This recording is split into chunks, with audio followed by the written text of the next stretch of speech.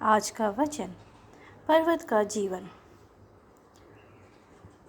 और वह उन्हें एकांत में किसी ऊंचे पहाड़ पर ले गया और वहाँ उनके सामने उसका रूपांतर हुआ और उसका मुंह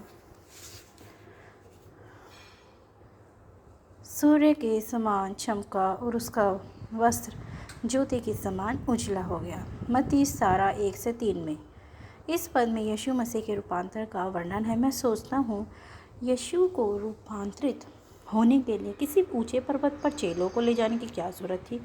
रूपांतरित तो किसी कमरे में ही हो सकता था। वचन में और भी कई ऐसी घटनाएं हैं जिसमें यीशु अपने चेलों को ऊंचे पहाड़ पर ले गया। वचन पर नज़र डालें तो परमेश्वर ने अपना तेजोमय रूप दिखाने और अपनी व्यवस्था देने के लिए मूसा को भी ऊंचे सीनाई पर्वत पर बुलाया। एलिया नबी ने भी उसका दर्शन होरेब पर्वत पर देखा। अब्राहम को भी परमेश्वर ने बलि का मेमना मोरिया पर्वत पर ही दिखाया। यीशु जब अंत में स्वर्ग जाने को था, उस समय भी उसने चेलों को पर्वत पर बुलाया। इसका एक प्रतीकात्मक अर्थ है।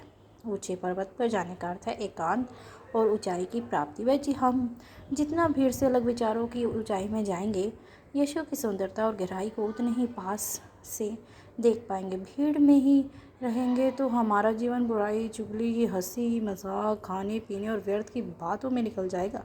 यीशु चाहता है कि चेले उसका रूपांतरित रूप देखें, लेकिन यह तब तक संभव नहीं था जब तक चेले नगर से दूर, लोगों की भीड़ से दूर नहीं होते। तब तक यीशु के उज्ज्वल रूप को शायद देख नहीं पाते। मेरे प्रिय मित्र, पहाड़ पर चढ़ने का एक और भी अर्थ है परिश्रम करना। यदि हम यीशु को उसकी संपूर्ण महिमा में देखना चाहते हैं तो बहुत ज़रूरी है कि हम अपना जीवन में एकांत और विचारों की ऊंचाई पैदा करें। भीड़ से बहुत सारे नुकसान हैं। भीड़ का अर्थ है उन लोगों की भीड़ जो हंसी ठट्टा और सांसारिक बातों में लगे रहते हैं। परमेश्वर चाहता है कि हम उसके साथ एकांत में समय बिताएं ताकि वह अपने तेजस्वी रूप को हमारे सामने प्रकट करे। मित्र, परमेश्वर की इच्छा है कि हम ऊंचाई में जाएं। आमीन। आशा है आज के वचन से आपको आशीष मिली हो। सबको जय मसीह की।